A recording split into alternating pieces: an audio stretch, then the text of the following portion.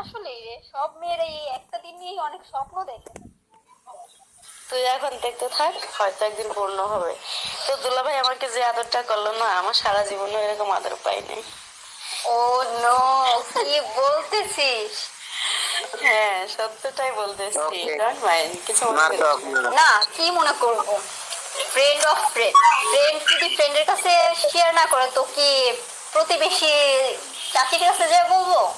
সেটাই তো, আর আমার মনের কথা বলার মতো তো তোরাই দুই একজন আছিস, তাছাড়া অন্য কাউকে তো আমি কথাগুলো বলতে পারি না। সেটাই। আর সব থেকে বেস্ট ফ্রেন্ড হলো তুই আমার, তোকে বলবো না কাকে বলবো বল? তুই আমার বেস্ট ফ্রেন্ড বলেই তো তোকে আমি এত কথা জিজ্ঞেস করতেছি। অন্য কেউ হলে কি এত কথা জিজ্ঞেস করতে পারতাম? এই শোন, আমি যে বাসার ঘরে বিড়াল মারতে পারি না এসে না মারছিস তো। আসলে আমার নিজের যোগ্যতা হয় নাই, সবকিছু তো দুলাভাইয়ের কারণে। মজা পাইছি। ঠিক আছে দোস্ত, অনেক কথা বললাম। তো তোদের পরিবারের সবাই তো ভালো আছে তাই না? হ্যাঁ, মোটামুটি সবাই ভালো আছে ভাই। শোন না, সময় করে একদিন আয়, আসে আমার বাসা থেকে বেড়াই যা। দেখি যাব। ভাই কোথায়? তো ভাই তো এখন অফিসে আছে, বাসায় আমি একা আছি, যার কারণে তোর সাথে একটু ধীরে আলাপ করলাম। ও আচ্ছা, ভাইয়া অফিসে না, বাসায় কেউ নাই? না, এখন আপাতত বাসায় কেউ নেই, আমি একাই আছি। এই আচ্ছা, তোর কি কোনো দেওর আছে? লাইন টেন মারা যাইবো? হ্যাঁ, দেওয়ার আছে তো, কিন্তু ও জব করে, নিজে তেমন একটু সময় পায় না, ওরকম ভাবে আমার সাথেও কথা বলতে চায় না, কারণ সবসময় ওর কাজ নিয়ে ব্যস্ত থাকে। ও, এত বিজি ম্যানের সাথে তো আর লাইন মারা যাইবো না। আরে কেন যাবে না, মেয়ে মানুষের চক্করে একবার পড়লে সবকিছুই ঠিক হয়ে যাবে, সমস্যা নাই, ওর নাম্বার আমি তোকে দিয়ে দেবো, কথা বলিস। আচ্ছা ঠিক আছে। আর শোন না, যদি পটায় একবার তুই ওকে নিতে পারিস, মনে হয় পরবর্তীতে দুজন এক জায়গায় থাকতে পারবো, চান্সটা কাজে লাগাস কিন্তু। আমি বিড়াল মারবো আর তুই পাহারা দিবি। ঠিক আছে দোষ, অনেক দুষ্টুমি করলাম, ভালো হ্যাঁ, থাকিস। আচ্ছা ঠিক আছে, তুইও ভালো থাকিস। হ্যাঁ দিশা, কেমন আছিস? এই তো ভালো আছি, তুই কেমন আছিস? আলহামদুলিল্লাহ ভালো আছি। কি ব্যাপার, ইদানিং খোঁজ খবর নিচ্ছিস না, কেমন জানি হয়ে গেছিস দেখতেছি। কি খোঁজ খবর নেব, নিজের খবরই নাই কে? বুঝতে পারছি, তোদেরকে তুই আমি বিয়ে করছি তাই আমাকে পর পর মনে করতেছিস তাই না? আরে তা না, সেটা কেন করব বল? তাহলে? হ্যালো, বিয়ের পর আমি যে দূরে চলে আসছি, তোরা একটিবারের জন্য জানতেও চাইলি না আমি কেমন আছি, কোথায় আছি, কি করতে ভালো কথা মনে করে দিছিস তো। কি অবস্থা তোর? ভাইয়া কেমন আছে? আছে মোটামুটি। রাতে কি কি করলি?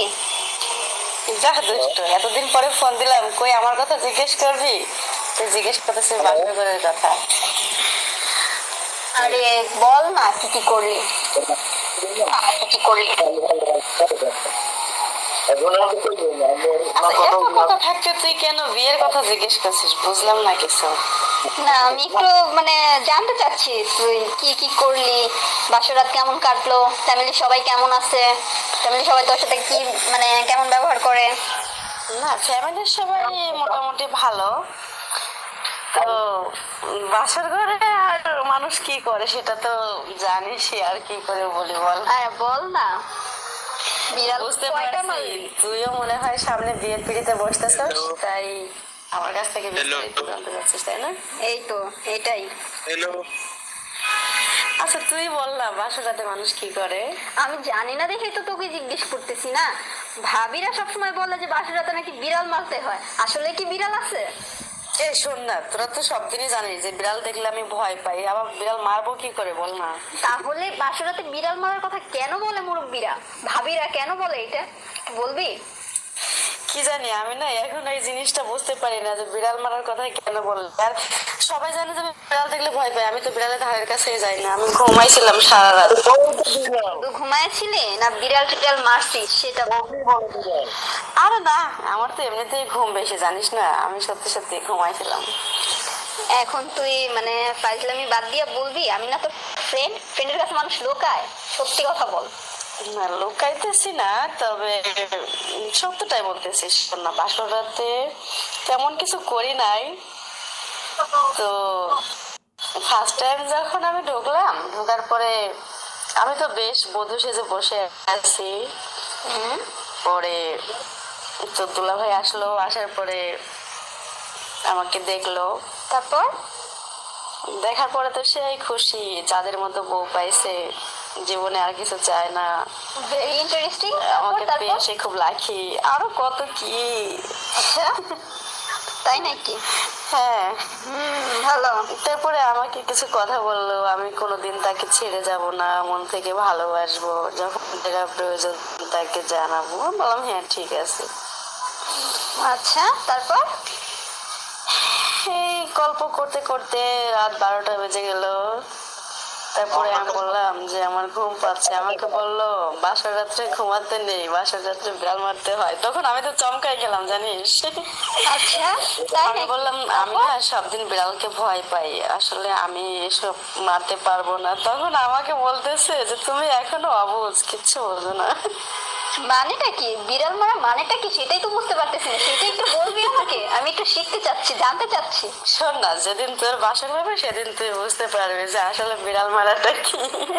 তুই হাসিস না, হেসে হেসে মজা নিস না, বল না একটু please। নিজেদের আনন্দ ধরে রাখতে পারতেছি না, তোর সাথে যে শেয়ার করতে পারতেছি এটা অনেক কিছু, বুঝছিস? আচ্ছা তাই, হ্যাঁ, বল না, বল প্লিজ বল।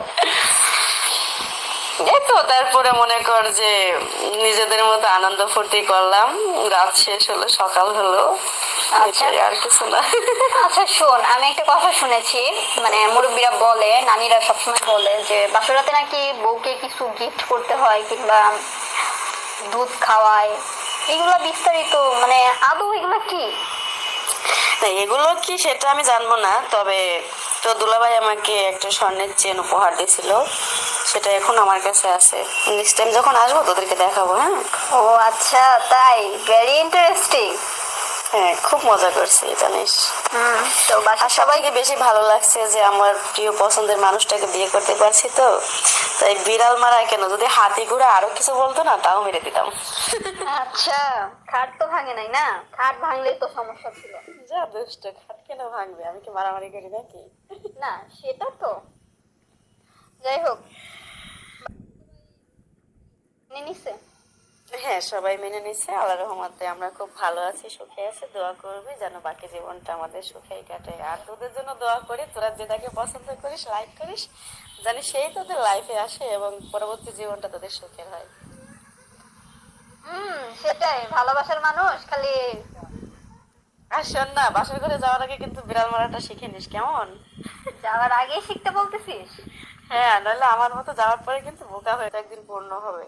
তো দুলাভাই আমাকে যে আদরটা করলো না, আমার সারা জীবনে এরকম আদর পাইনি। ও নো, কি বলতেছিস? হ্যাঁ, সত্যটাই বলতেছি, ডোন্ট মাইন্ড। না, কি মনে করব, ফ্রেন্ড অফ ফ্রেন্ড, ফ্রেন্ড যদি ফ্রেন্ডের কাছে শেয়ার না করে তো কি প্রতিবেশী চাচির কাছে যা বলবো? সেটাই তো, আর আমার মনের কথা বলার মতো তো তোরাই দুই একজন আছিস, তাছাড়া অন্য কাউকে তো আমি কথা বলে বলতে পারি না। সেটাই। আর সব থেকে বেস্ট ফ্রেন্ড হলো তুই আমার, তোকে বলবো না কাকে বলবো?